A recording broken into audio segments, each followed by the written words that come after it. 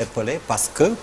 gis nañ week-end bi journée des martyrs ay bés bi ci njeextalu ay bés bi la xew mais ci li gën a fës la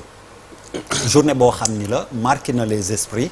mais li tax mu gën a marqué esprit yi tamit dañoo seetlu ni président buñ ko fa tuddee dañ ko yuuxoo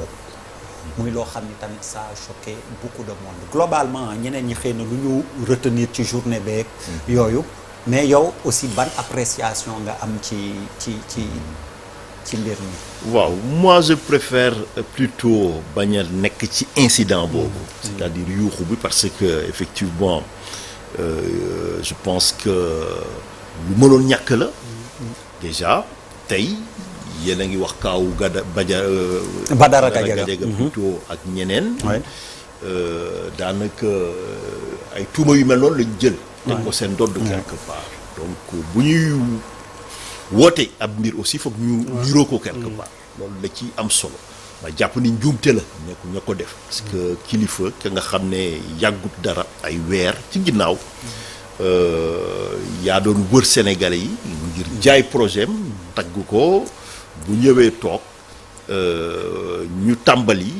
suñu ngor waruñu may ñu toog naan dañuy critiquer même publiquement le président ba di ci yegg. mais je pense que le premier ministre a eu l'attitude monsieur Ousmane Sonko bi nga xam ne moom lañ doon xaar parce qu'il a recadré rapidement on va dire les militants après bu loolu wëyee li ci gën a am solo et surtout c'est l'ancien avocat du collectif des victimes des violences électorales de 2012 parce que maag suma naataangoo Assane Dioma Ndiaye ñëpp ñi nga xam ne ñoo fi lor woon ci suñu loxo le dossier yi jaar muy indemnisation ba ci dossier wu Mamadou Diop condamnation policiers yi nga xam ne ñoo doon dawal dragon donc kooku dañ ciy sawar a wax parce que xam nañ lan mooy nekk victime quelque part parce que am na ñi nga xam ne peut-être tey il faut comprendre amertume bi nga xam ne moo leen mën a habiter kay seen dund jaare na fa yàqu quelque part ñii ñàkk nañ ay doom ñii ñàkk ay papa indemnisation mënta indiwaat benn papa bi nga xam ne chaque fois nekkatu fi yaay yi doom yi dañuy ñëw di ko laaj kañ lay dellu si quelque part donc ñooñu dañuy comprendre seen posture seen amertume peut-être loolu mën na leen yóbbu ñu yuuxu kuy warul yuuxu quelque part mais li ci gën a am solo moom mooy tey dossier yi du lépp a mën a antu mais am na li nga xam ne war nañ ko mën a leeral mais foog ñu jaarale ko fu mu war a jaar c'est très important méthodologie bi c'est plus important que la volonté c'est pas parce que dañuy ne na justice am que justice day am mais foog ñu teg ay jéego yu nga xam ne mooy yóbbu pour justice mën a am quelque part jéego yooyu nu muy juddoo du dara lu dul ñun ba ñu ci tollee dañu créer benn collectif de soutien aux victimes des violences électorales de 2012 bañ ko créer yàgg nga ci traité ay information ci collectif des victimes des violences électorales yi présidente bi nekk madame Rokhaya Gassama pour engager ci défense des droits de l'homme ñu teg benn organisation bi nga xam ne ñi war a yenu xeex bi quelque part mooy association de défense des droits de l'homme ngeen doon dégg Alioune Tine di ci wax dem nañ ci ba CEDEAO dégg Seydi Gassama di joxe ay moyens Amnesty International waa Y'en a marre jàpp ci xeex bi ñuy def ay opérations et donc de communication de relations publiques mais en même temps avocats yi di def seen liggéeyu avocat c'est important dañuy jël dossier yi saisir juge d'instruction xam nga tey fii amul fatalité ci yenn situation xam nga lu tax parce que suñu droit nu mu mooñoo quelque part nu ñu ko tëggee moom mooy yow boo amee lenn li nga xam ne da nga jàpp ni daa am ku jalgati yoon quelque part mën nga def plainte avec constitution de partie civile mooy lu ñu defoon ci mbirum Mamadou Diop bi kooku tey juge bi il est obligation mënta ñàkk a ubbi l'enquête quelque part information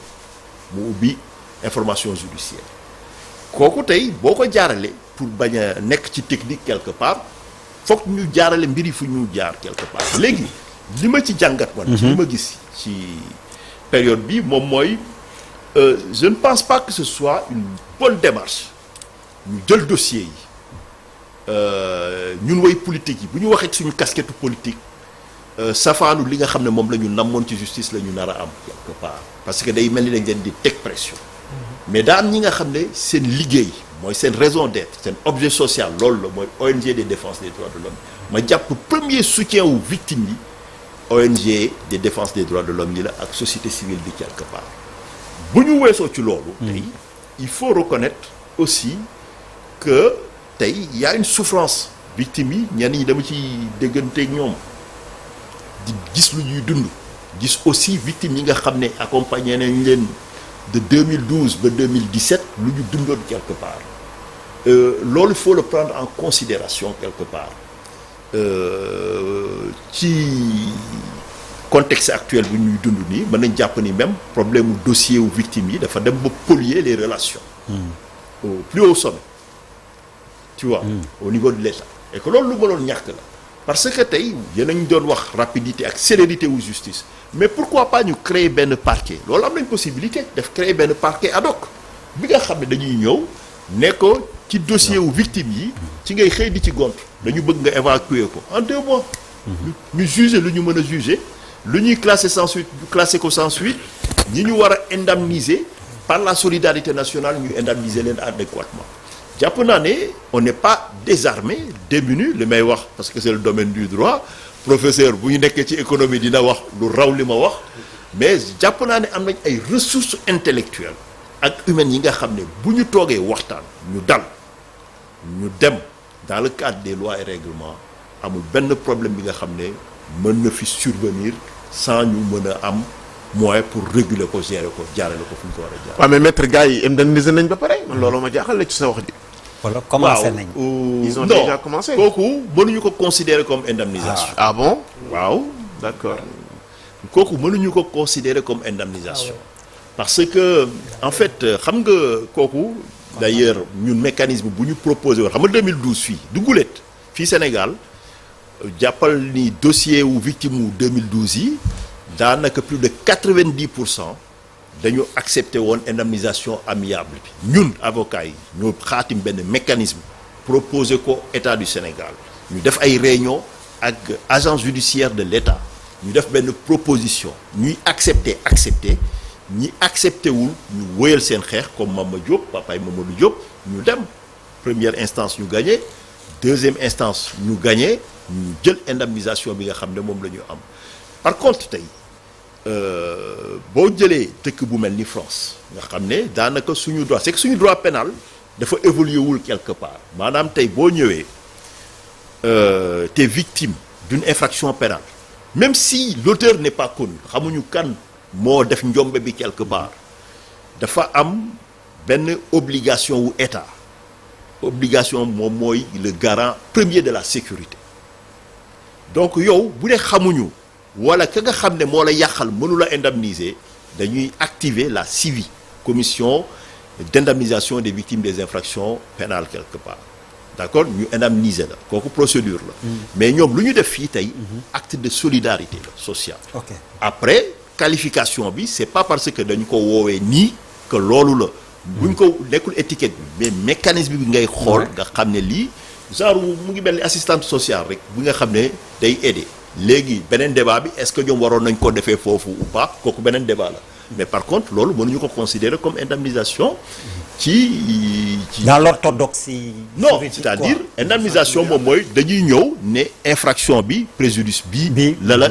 causé pour jeexal te nangam lañ koy dampee waaw comme nu ñuy wax en matière d'indemnisation rien que le préjudice mais tout le préjudice mu ngi mel ni assurance yi bu ñu la bëggee forcer nee la ñoom lii lañ lay indemniser cour de cassation day bañ chaque fois parce que dafa war a nekk principe